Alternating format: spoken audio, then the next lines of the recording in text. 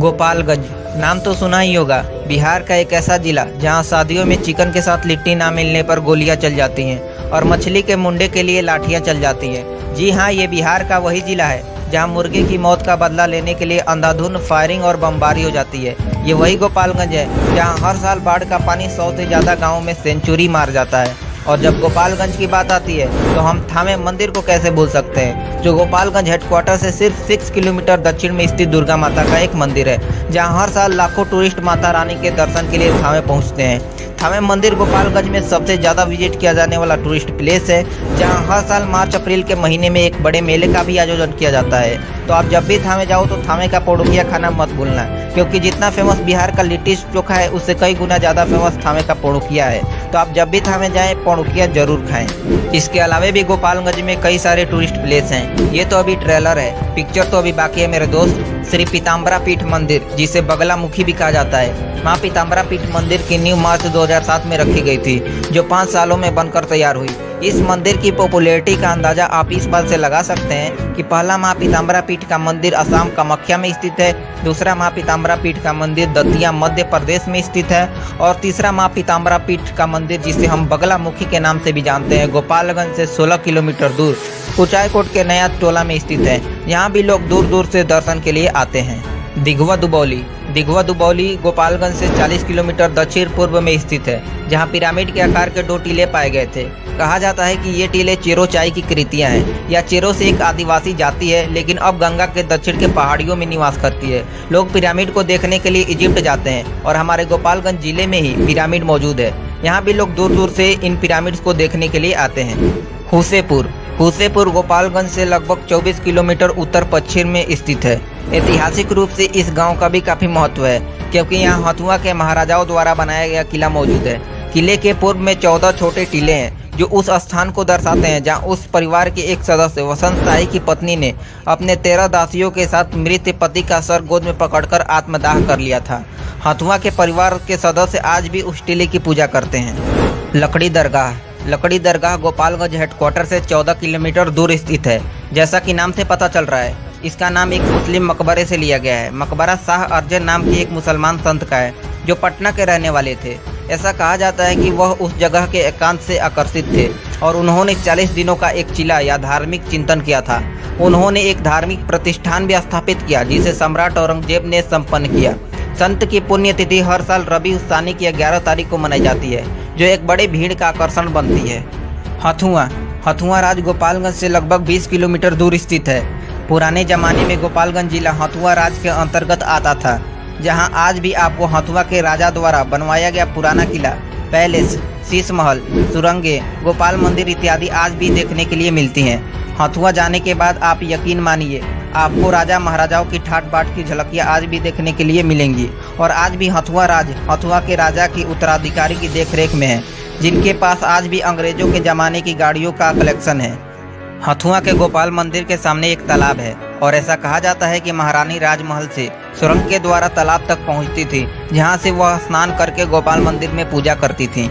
तालाब के पास वह सुरंग आज भी मौजूद है, और कई लोगों का तो ये भी कहना है कि गोपालगंज का नाम इसी गोपाल मंदिर के नाम पर रखा गया था। हनुमान मंदिर, यह मंदिर गोपालगंज से लगभग 16 किलोमीटर दूर बेलवनवा कुचायकोट में स्थित है। यह मंदिर गोपालगंज का सबसे ऊंचा मंदिर है। यह गोपालगंज में स्थित 100 फीट ऊंचा हनुमान मंदिर है। इसे भी देखने के लिए दूर दूर से लोग आते हैं। सबिया हवाई अड्डा, जी हाँ दोस्तों, आप लोग सोच रहे होंगे कि एयरपोर्ट भी कोई घूमने की चीज़ है। चलिए मैं आपको बताता हूँ। यह एयरपोर्ट इसलिए इंटरेस्टिंग हो जाता है क्योंकि यहाँ प्रेजेंट टाइम में किसी भी फ्लाइट का आवागमन नहीं होता है। आप एयरपोर्ट के रनवे पर जाकर पिकनिक मना सकते हैं, साइकिल चला सकते हैं, गाड़ी चलाना सीख सकते हैं, और आप इस एयरपोर्ट की हिस्ट्री जानेंगे तो अपने आप को वहां जाने से रोक नहीं पाएंगे। इसे defence ministry of British India government यानी अंग्रेजों द्वारा हथुआ राज की मदद से 1868 में बनवाया गया था। यह एयरपोर्ट 517 एकड़ में फैला हुआ है, जहां पर इस समय एयरपोर्ट की कुछ जमीन पर लोगों द्वारा अतिक्रमण कर लिया गया है। सबिया हवाई अड्डा डिफेंस के लिए काफ़ी सेंसिटिव है, क्योंकि यह चाइना बॉर्डर के करीब है। इस एयरपोर्ट का उपयोग वर्ल्ड वार 2 में ब्रिटिश एयरफोर्स और व्यक्तिगत उपयोग के लिए हथुआ राजशाही परिवार द्वारा किया गया था। लेकिन वो कहते हैं ना, अंग्रेजों द्वारा बनाए गए पुल आज भी मजबूती के साथ खड़े हैं। लेकिन आज की इस आधुनिक युग में टेक्नोलॉजी का यूज करके बनाया गया पुल इनॉग्रेशन से पहले ही टूट जाता है। सबिया एयरपोर्ट का रनवे इतने सालों बाद भी आपको सही सलामत मिलेगा। आप चाहें तो सबिया एयरपोर्ट जाकर घूम सकते हैं। यहाँ पर मैं आपको एक नोटिस देना चाहूँगा, यदि आप सबिया एयरपोर्ट घूमना चाहते हैं तो जल्दी कीजिए, क्योंकि काफ़ी सालों बाद सबिया एयरपोर्ट को उड़ान योजना के तहत रीडेवलपमेंट करने की मंजूरी मिल चुकी है। हो सकता है कि बाद में आपको वहाँ एक आधुनिक ज़माने का बड़ा एयरपोर्ट देखने के लिए मिले, तो जल्दी करें। और आप जब भी सबिया जाएँ तो सबिया का गाजा मिठाई खाना बिल्कुल मत भूलिएगा, क्योंकि जितना फेमस थावे का पौड़ुकिया है उतना ही फेमस सबिया का गाजा मिठाई है। तो आप जब भी सबिया जाएं तो गाजा मिठाई जरूर खाएं। अरे यार रुको जरा, सबर करो, क्योंकि गोपालगंज की बात चली है तो दूर तक जाएगी। तो चलिए हम थोड़ा गोपालगंज की हिस्ट्री और ज्योग्राफी के बारे में जान लेते हैं। इतिहासकारों का मानना है यह स्थान वैदिक युग के दौरान विदेह के राजा के अधीन था। आर्यकाल के दौरान यह वामन राजा चेरों ने यहाँ शासन किया। उस समय के शासकों को मंदिर और धार्मिक स्थल बनाने का शौक था। यही कारण है कि गोपालगंज में इतने सारे महत्वपूर्ण मंदिर और धार्मिक स्थल हैं, जैसे थावे का दुर्गा मंदिर, माझा का किला, देगवा दुबौली का वामन गांधी तालाब, सिरसिया के राजा मलखान का किला, कुचायकोट जैसे बहुत से धार्मिक स्थल देखने के लिए मिलेंगे। गोपालगंज के लोग हमेशा सुर्खियों में रहते थे, राष्ट्रीय और सामाजिक कारण, जिसमें स्वतंत्रता के लिए संघर्ष, जेपी आंदोलन, महिला शिक्षा के लिए आंदोलन, बंकटा के बाबू गंगा विष्णु राय और बाबू सुंदरलाल के नेतृत्व में कर का भुगतान न करने और 1930 के निषेध के खिलाफ आंदोलन। 1935 में पंडित भोपाल पांडे ने देश की आज़ादी के लिए अपने प्राणों की आहुति दे दी थी। महाभारत काल के दौरान यह क्षेत्र राजा भूरी सर्व के अधीन था। 13वीं और 16वीं शताब्दी के दौरान इस स्थान पर सुल्तान गयासुद्दीन अब्बास और बाबर का शासन था। चलिए अब हम हथुआ राज के इतिहास के बारे में कुछ बात कर लेते हैं। हथुआ राज भूमिहारों के बगोचिया वंश से संबंधित था।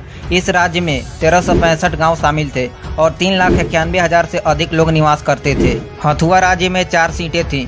यहाँ राज्य की सीटों में हुसेपुर, कल्याणपुर, बलचौरा और बगोच शामिल थे।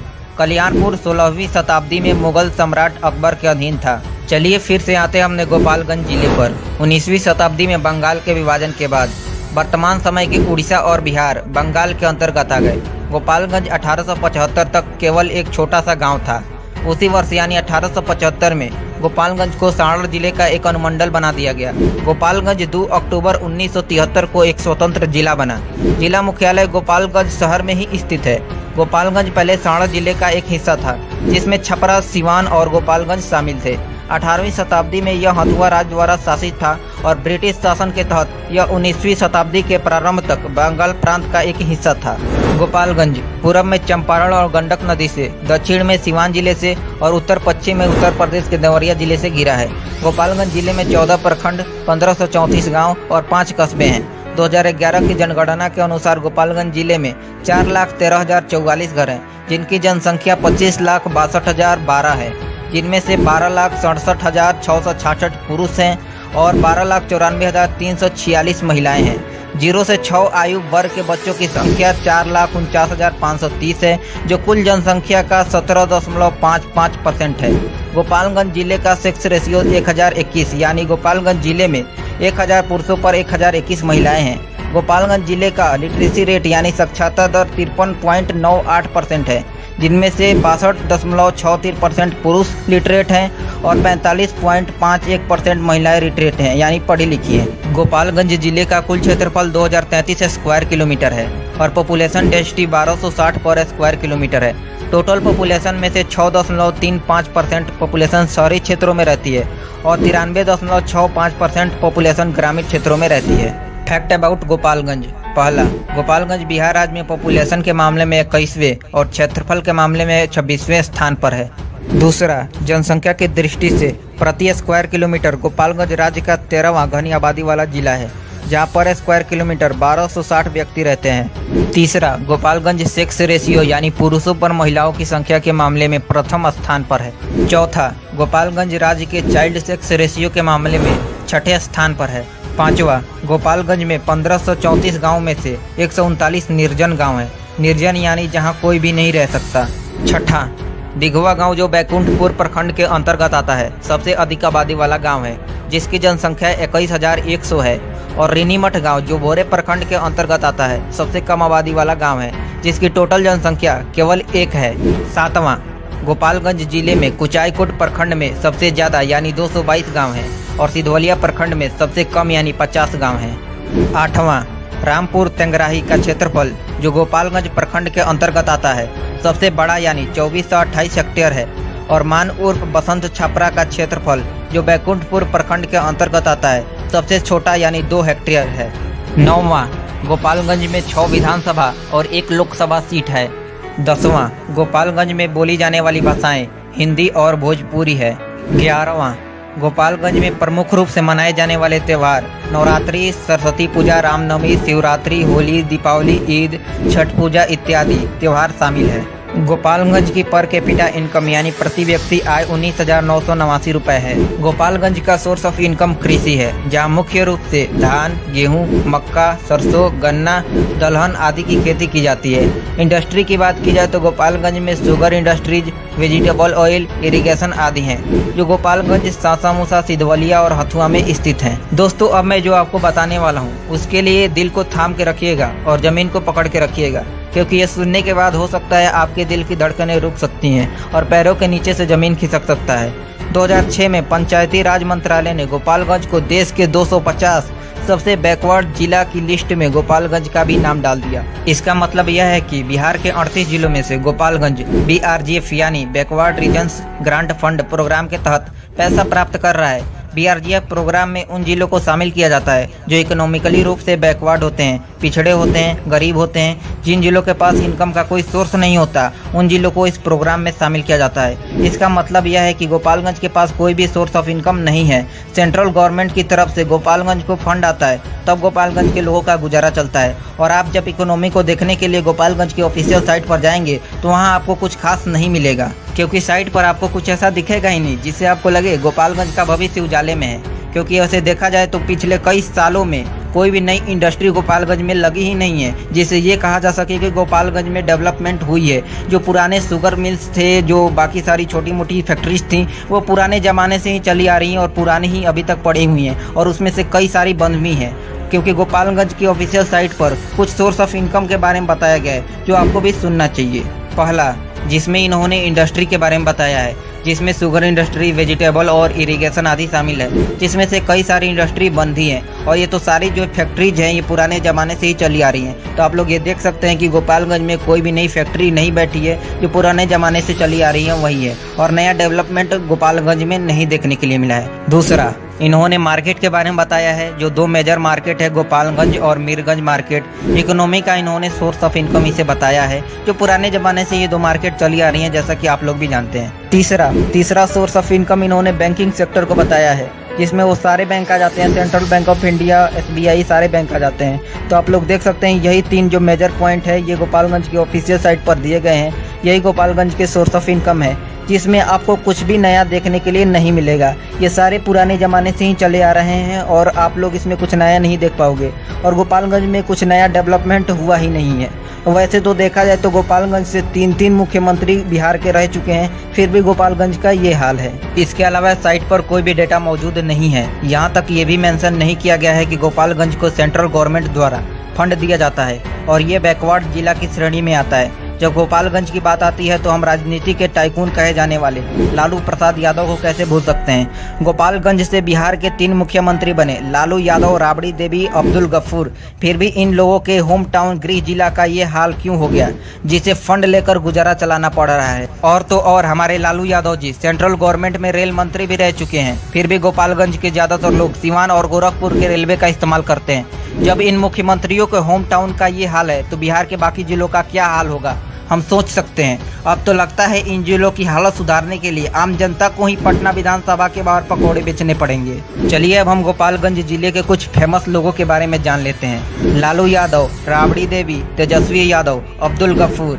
इसमें से तेजस्वी यादव को छोड़कर ये सारे लोग बिहार के मुख्यमंत्री रह चुके हैं। राम दुलारी सिन्हा या फ्रीडम फाइटर पूर्व केंद्रीय मंत्री और केरल की राज्यपाल भी रह चुकी हैं। आप लोगों ने अमेजॉन प्राइम की फेमस वेब सीरीज मिर्जापुर तो देखा ही होगा, और हमारे कालीन भैया को तो जानते ही होंगे, जिनका असली नाम पंकज त्रिपाठी है, जो हमारे गोपालगंज जिले के रहने वाले हैं। आज पंकज त्रिपाठी बॉलीवुड के जाने माने स्टार हैं। प्रियंका सिंह यह एक भोजपुरी सिंगर हैं, जिनका सॉन्ग ज़्यादातर खेसारी लाल यादव की मूवी में आता है। अनु दुबे यह भी एक भोजपुरी सिंगर हैं, जो ज़्यादातर भक्ति गाने गाती हैं।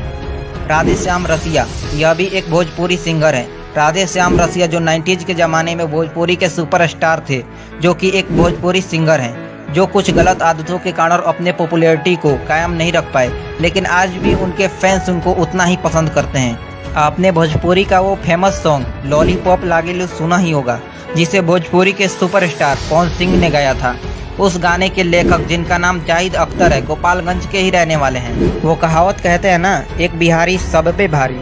वेवल राम कलावन जो गोपालगंज जिले से ही है। वेवल राम कलावन जो सेशल्स के राष्ट्रपति बने हैं। वेवल राम कलावन के दादा बिहार के गोपालगंज जिले से थे, जो सेशल्स में जाकर बसे थे। उनके पोते यानी वेवल राम कलावन आज सेशल्स के राष्ट्रपति बने हैं। शिल्पी राघवानी गोपालगंज की अपकमिंग स्टार हैं, जो इंस्टाग्राम रील्स और बाकी सारे सोशल मीडिया प्लेटफॉर्म पर काफ़ी पॉपुलर हैं। अब इन्हें तो भोजपुरी फिल्मों से भी ऑफर आ रहे हैं और ये एल्बम सॉन्ग भी कर रही हैं। आपका इस वीडियो के बारे में क्या राय है, हमें कमेंट बॉक्स में ज़रूर बताएं। और अगला वीडियो आप किस जिला पर देखना चाहते हैं, ये भी हमें कमेंट बॉक्स में ज़रूर बताएं। वीडियो पसंद आए तो वीडियो को लाइक मारो, शेयर मारो और चैनल पर नए हो तो यार सब्सक्राइब मारो।